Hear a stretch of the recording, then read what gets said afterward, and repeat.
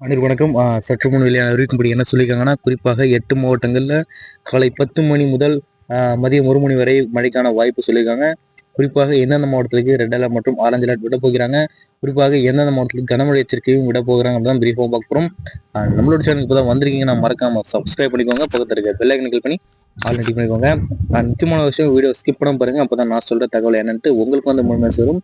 குறிப்பாக தென்மேற்கு வங்கக்கடல் மற்றும் அதனை ஒட்டிய பகுதிகளின் ஒரு மேலடுக்கு வளிமண்டல சுழற்சி நிலவுகிறது. இதன் காரணமாக இன்று தமிழகத்தில் ஓரிரு இடத்திலும் அதிகமாக பார்த்தீங்கன்னா புதுச்சேரி மற்றும் காரைக்கால் பகுதியில் அதிகமான மழை பெய்ய வாய்ப்புகள் சொல்லியிருக்காங்க.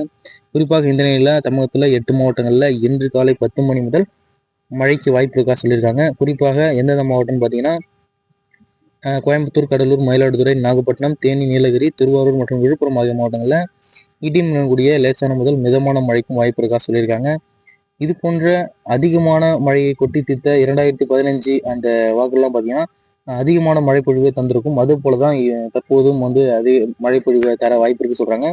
குறிப்பாக பார்த்தீங்கன்னா இலங்கையில் அதிக சேதத்தை ஏற்படுத்திய இந்த டிட்வா புயல் அடுத்து தமிழகத்தில் குறிப்பாக சென்னை, காஞ்சிபுரம், திருவள்ளூர் மாவட்டத்தில் குறிப்பாக குறிவைத்து ஒரு அதிக சேதத்தை ஏற்படுத்தியது அப்படின்னு சொல்லலாம். இந்த நிலையில பார்த்தீங்கன்னா தமிழகத்தில் வேறு இடத்துல மழை பெய்யுமா அப்படின்ட்டு நிபுணர்கள் ஆய்வு செய்து வந்த நிலையில குறிப்பாக இந்த மாவட்டத்திலாம் மழை இருக்கு அப்படின்னு சொல்லியிருக்காங்க.